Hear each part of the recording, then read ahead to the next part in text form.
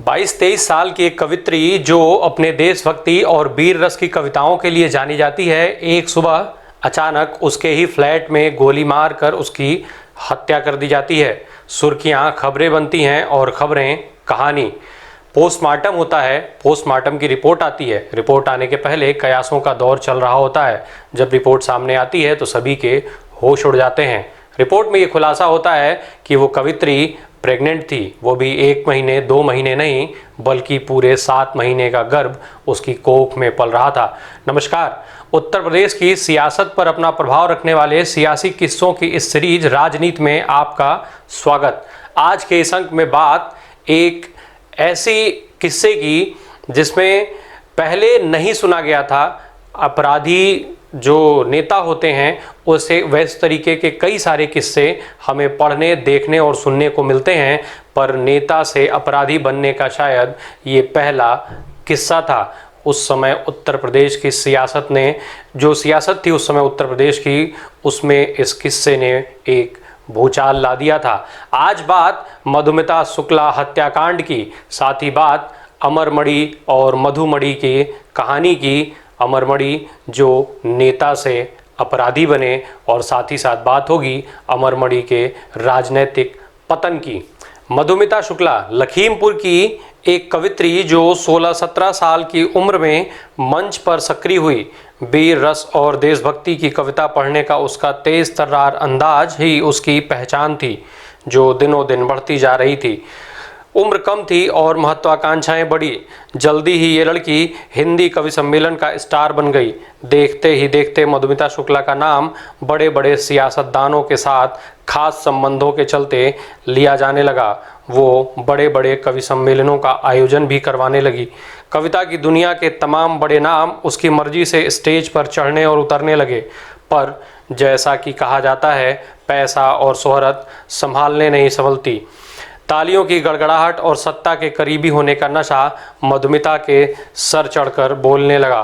कविताओं की दुनिया में मधुमिता का नाम तो जाना पहचाना था ही, लेकिन अखबारों की सुर्खियों में उसका नाम पहली बार 9 मई साल 2003 को तब आया जब उसके ही फ्लैट में गोली मार करके उसकी हत्या कर दी गई। सुबह सवेरे के समय ही 2 व्यक्ति उसके फ्लैट में आए और उन्होंने उसे गोली मार दी। ये इस घटना का चश्मदीद बना उसका नौकर देशराज। ये बात आगे कोर्ट के जो कार्रवाई हुई उसमें देशराज ने खुद बयान दिया और उस समय ये बात साबित हुई थी। बतौर सबूत देशराज का इस्तेमाल हुआ। मधुमिता के मर्डर के बाद जब पोस्टमार्टम की रिपोर्ट आई तो पोस्टमार्टम की रिपोर्ट ने ये खुलासा किया कि वो प्रेग्नेंट है। फिर उसके बाद डीएनए जांच हुई और डीएनए जांच में ये पता चला कि मधुमिता के कोख में पल रहे बच्चे का बाप अमरमणि त्रिपाठी हैं। अमरमणि त्रिपाठी उस समय मंत्री हुआ करते थे। उत्तर प्रदेश की राजनीति में एक रसूख थी। सत्ता और सरकार बनाने के लिए महत्वपूर्ण हिस्से के तौर पर अमरमणि त्रिपाठी को उस वक्त जाना जाता था। इस घटना के बाद उत्तर प्रदेश के सियासी हलकों में तूफान मच गया। अमरमणि त्रिपाठी की पहचान एक ऐसे सियासतदान के तौर पर थी जो हर सत्ता का साथी था। उसका राजनीतिक सफ़र हर पार्टी के कार्यकाल में जारी रहा। 14 फरवरी 1956 को जन्मे अमरमणि को पूर्वांचल के उस समय के सबसे दबंग और बड़े नेता हरिशंकर तिवारी के राजनीतिक वारिस के तौर पर देखा जाता था।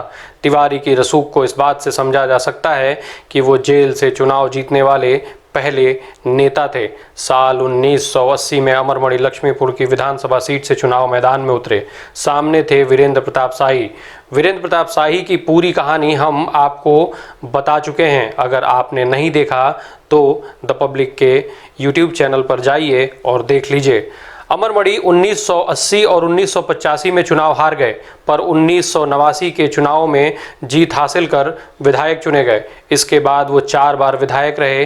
अमरमणि त्रिपाठी उन नेताओं में से थे जो उस दौर में हर बदलती सत्ता का जरूरी हिस्सा हुआ करते थे। अपने गुरु की तर्ज पर ही अमरमणि भी हमेशा सत्ता के पाले में रहे। सपा, बसपा, भाजपा जिसकी भी सरकार हुई, उत्तर प्रदेश में जिस भी पार्टी ने अपना सरकार बनाया, अमरमणि उसके खास हो गए।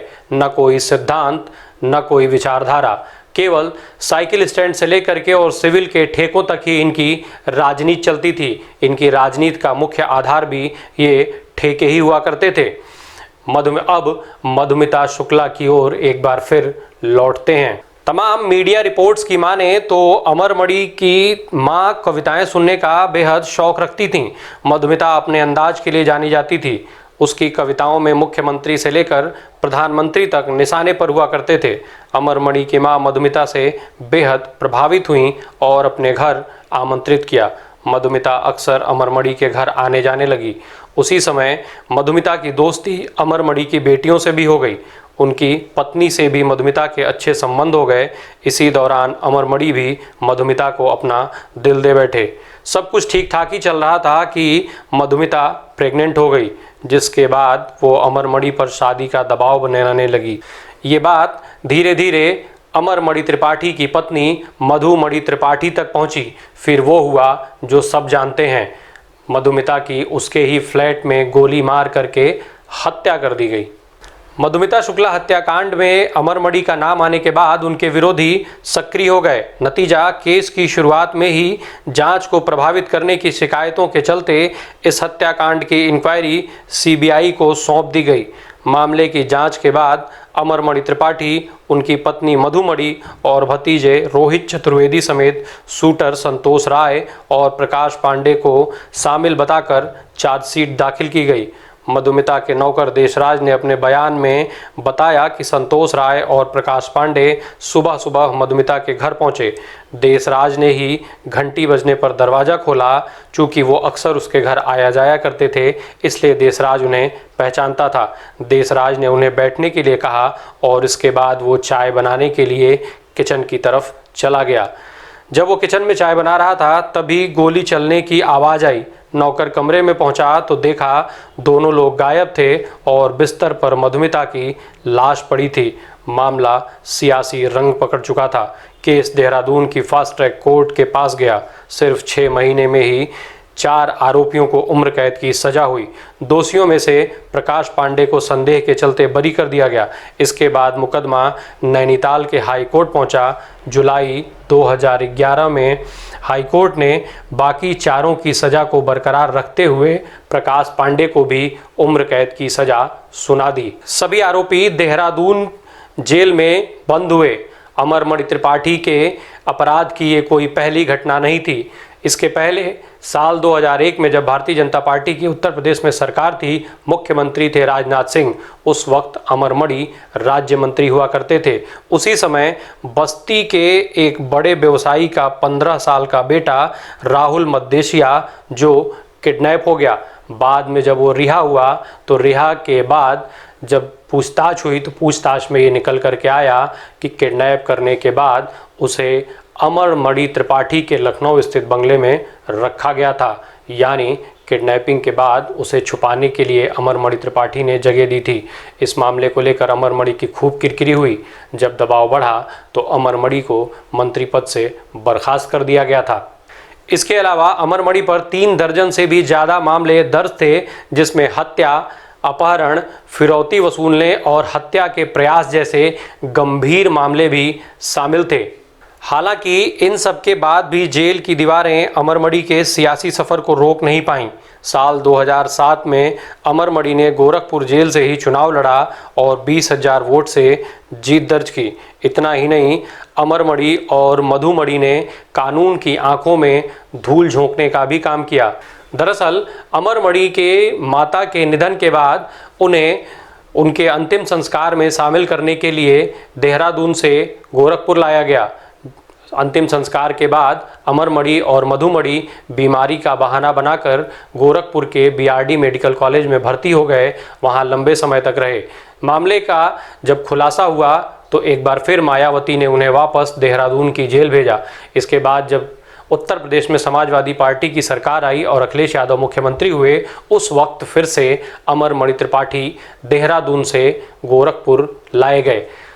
अमरमणि त्रिपाठी और मधुमणि ने उस समय उसको उन पुराने चेक बाउंस के एक मामले को अपना हथियार बनाया। उसी मामले में पीसी के अंतर्गत उनको गोरखपुर लाया गया था, जिसके बाद एक बार फिर वो बीमारी का बहाना बना करके बीआरडी मेडिकल कॉलेज पहुंच गए। बीआरडी मेडिकल कॉलेज इन दोनों का अड्डा हो गया, जहां वो बीमारी का बहाना बना करके इलाज के लिए रहने लगे। फिलहाल वर्तमान समय में भी वो बीआरडी मेडिकल कॉलेज में ही रह रहे हैं। ऐसा माना जाता है कि अमरमणि का रसूख और सत्ता से उसकी नज़दीकी इसका मुख्य कारण है। यही कारण है कि सरकार उसका विरोध नहीं करती और वापस उसे देहरादून नहीं भेजा जाता है। चेक बाउंस का मामला और बीआरडी मेडिकल कॉलेज में बीमारी का बहाना, ये सारी चीज़ें केवल कानून की आंखों में धूल झोंकने के लिए की गई हैं। तमाम मीडिया रिपोर्ट से बताती हैं कि अमरमणि और उसकी पत्नी जेल में बेहद ऐशो आराम के साथ रहते हैं। यही नहीं, समय समय पर तमाम वीडियोस भी जारी होती हैं। जैसे 2017 के चुनाव में जब उनका बेटा चुनाव लड़ा तो जेल से ही अमरमणि ने उसे जिताने के लिए वीडियो जारी किया था। इतना ही नहीं, अमरमणि त्रिपाठी और मधुमणि त्रिपाठी के पास पहुंचने के लिए मीडिया के किसी भी प्रतिनिधि पर रोक है। उसके आसपास जो लोग तैनात हैं उन्हें यह सख्त आदेश है कि मीडिया का कोई भी व्यक्ति वहां तक न पहुंच सके, जिस कारण ये मामला कभी खुल न पाए। बहरहाल अमरमणि त्रिपाठी के बाद उनका बेटा अमनमणि भी राजनीति में सक्रिय है। वर्तमान समय में अपने पिता की ही सीट नौतनवा से वो विधायक है। लक्ष्मीपुर की सीट जो है वो अब नौतनवा के सीट के नाम से जानी जाती है। वर्तमान समय में अमनमणि वहाँ से विधायक हैं। पिता की तरह उसका भी विवादों से गहरा नाता है। अपनी ही पत्नी की हत्या का उसके ऊपर आरोप है, जिसे लेकर के वो समय समय पर चर्चा में रहता है, मीडिया की सुर्खियों में रहता है। बहरहाल आज के अंक में इतना ही। अगले अंक में हम फिर एक सियासी किस्से के साथ हाजिर होंगे। तब तक के लिए आप हमारे साथ बने रहिए। यूट्यूब पर हमें सब्सक्राइब कीजिए, फेसबुक पर हमारे पेज को लाइक कीजिए। साथ ही साथ कमेंट बॉक्स में ये बताइए कि उत्तर प्रदेश के किस सियासी किस्से को आप हमसे सुनना चाहते हैं। धन्यवाद। अगर आपको दी पब्लिक के कार्यक्रम पसंद आते हैं तो इन्हें लाइक करें।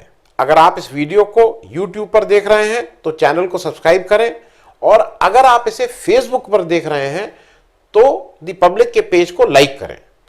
अगर आप चाहते हैं कि हम निष्पक्ष पत्रकारिता को जारी रखते हुए आपसे जुड़े मुद्दों पर सवाल उठाते रहें तो हमें सहयोग करें। आपका छोटा से छोटा सहयोग भी इस मुहिम को जारी रखने में हमें ताकत देगा। डोनेट करने के लिए डिटेल्स जो हैं वो डिस्क्रिप्शन बॉक्स में दी गई हैं। धन्यवाद।